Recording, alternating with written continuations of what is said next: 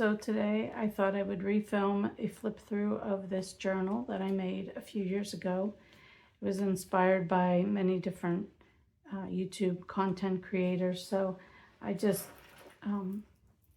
wanted to make one for myself, and it's pretty big. So it's 11 and a half or 8.5 by 11 inches, so 11 inches tall, little more than, and it has 1, 2, 3, 4, 5 signatures sewn in.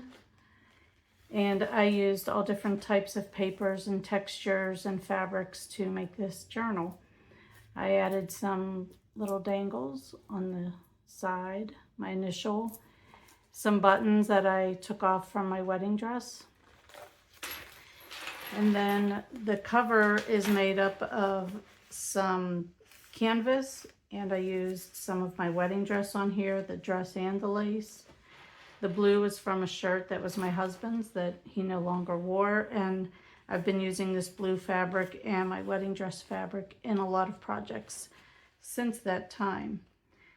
I have a hand-dyed seam binding closure on this, and I also have like one of these like flip covers to kind of protect as it grows. Let's hope I get all of this in the shot.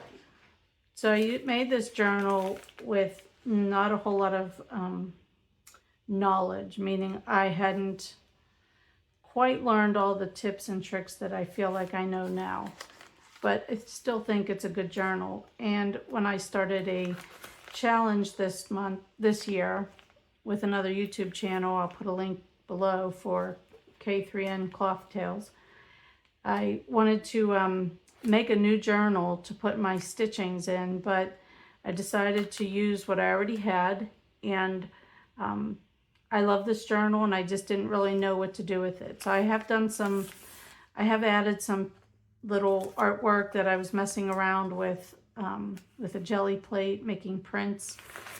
But this was a wrapping paper. All the papers, most of them have some sort of meaning in some way, to me personally. But here's one of the first prompt of that stitch along challenge, which was cloth weaving. I still have to write the information in the book about what this is. But this is a piece of Braille paper that I've coffee dyed. And then I just did like decorative stitching with a sewing machine. I was trying out a lot of different techniques to make this. This was a prompt from something else. So I haven't done a whole lot in this journal, but I have added my stitching. Again, this was some coffee dyed, and I think it was also wine. I had some leftover wine in a glass, and I just started sprinkling it on the paper as it was drying. It's kind of fun. So I'm not going to go through and explain every single paper, but a lot of these papers, like I said, they have some sort of special meaning to me. This prompt was called diversity, and I struggled with it. I basically ended up putting a bird on a stitching and then a little patchwork with that blue shirt and a skirt that was mine. And I did just a little 4-patch square with a blanket stitch to just demonstrate that my love of fabric came out of some, I guess some quilts that I've seen in the past. And then I gave a try with some of the, I think it's called Japanese sashiko stitching. And yeah, so I just put it in here as my prompt. Then we had the third prompt, or wait, that was third. The fourth was choices. So I just kind of stuck all these strips in a basket, and I started pulling them out, and then I hand stitched them to the flannel foundation square, and I just didn't bother to trim any of the edges. I thought I'd just leave it as is, and I just did a lot of different embroidery stitches inside of each row to hold it down and as a decoration. Anyways, this prompt is showing how to do English paper piecing. I at least want to say piercing. Okay, English paper piecing. So I took a piece of paper that my husband had written some notes to me on before we got married, and I wanted to include that in this as a hidden history. And so that's my little hexie, I think it's called a hexie blossom, hexie flower. I don't know, I just found some coordinating Civil War era type prints and stitched my little hexies together. That was fun. So I have more space, lots of space in this journal. Like I said, there's 5 signatures. I've used a lot of paper. The next prompt is going to go here. I've already decided, and that's prompt is tricksy fabrics. So fabrics that are really hard to stitch through or just present their own sorts of problems, unlike a quilting cotton.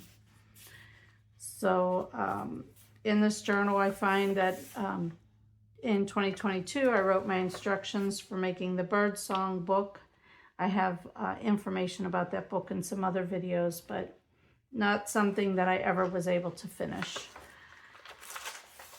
And then some other projects and just some other art. I did some collaging on this page. I love birds, and I started using birds in my paper crafts a long time ago, and so it's been really fun to take it into stitching over the last few years. So again, you'll see a lot of birds in here, and some books and all sorts of paper. I used pieces of my wedding dress to make tabs in the book, and a lot of like Amazon wrapping paper, which was very indicative of what happened to us during COVID and the pandemic. We were shopping a lot online because no one was going in the stores. So that's where a lot of the papers came from. It's an old book page that I did some collage work. And just a lot of fun text, like I said, a lot of fun textures. Made some fabric clusters and a journaling spot here. So I really wanted to use this, but I don't do a lot of written journaling because of some handwriting issues that I have. What is that? Wow, something got on my fabric. There's a pocket here. But so I really wanted to go back and use this journal because I loved making it. I loved the result. This was one of my favorite pieces, doing this layered pocket. And then I did some layered papers. Nothing too out of the ordinary. Some challenge pieces with found items around the house. Oh, that's funny. I have a nail in here. I have a guitar pick. Some of these little cork protectors that you put on like cutting boards or things. Yeah, I think this was a challenge where my husband had to find items in a drawer and then pick them and tell me this is what I had to use. So I know that the cork, the guitar pick, the nail, the bolt, and the key fob thing were all from our utility drawers, I like to call it, not a junk drawer. So those are in here. So these were some other challenges. This is baking paper, and I did some printmaking on that. That's kind of fun. More little things. So a lot of it's empty, like I said. Here's a stitched bookmark. Totally forgot that I did that. It's always good to go through your old journals. Sometimes I wonder where my favorite kind of,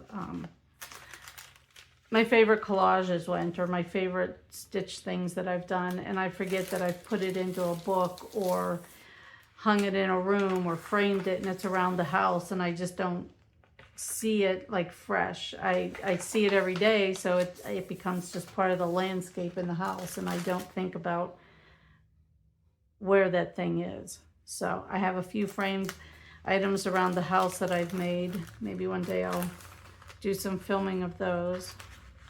Some of these were prompts from different, like I said, YouTube channels. You might recognize them if you follow the same people that I've followed. Again, that piece, where did that come from? I'll have to figure that out. Like I said, the tabs, more mark making with just like with paint and coffee. I would dip circles into a dish of coffee, and on here, more jelly print making. Some fake button cards or faux button cards or something in here. What is that? Oh, this piece. I remember I made this for a journal that it ended up not going in the journal because, as you can see, there's some warping, and I really didn't like that. So it didn't go in the journal. It was going to be a cover, and so I guess I've hidden it away. I actually don't want to keep it hidden away. I'll put it somewhere else. Some other little paper in here. So I bought a Braille book, a storybook, specifically to use for junk journals. I know some people have a hard time thinking about cutting up a book, but I've given it new life. It was a used book, so I felt good about doing that. And it's kind of fun to touch. Again, this was about texture and sounds and visual art, things that I loved and was doing. So a lot of test papers, some glassine bags. This was a humongous glassine bag. Some of my early coffee dyeing experiments. Some actually paper towels that I did jelly print making on. A doily that was stained, packing paper, again wrapping paper out of, this is actually not wrapping paper, this is a bag from a store. So I wanted to use big pages, big size, so that I could do a lot of art on it. And I don't do this art too much anymore. Actually, probably not very much at all. I do a lot more stitching these days. So I thought, what a perfect opportunity to get some use out of a favorite journal of mine. I don't love the way this front cover looks. I don't like that this blue has come off onto the cover. And this kind of bothers me, this piece up here. So I may make some changes, and I guess it's my prerogative. It's my work. I can do what I want. All right, that's it for today. I just wanted to do a quick flip through of this book to show you how I was storing my stitchings for the weekly challenge with K3N Cloth Tales YouTube channel. I hope you have a great day. See you next time.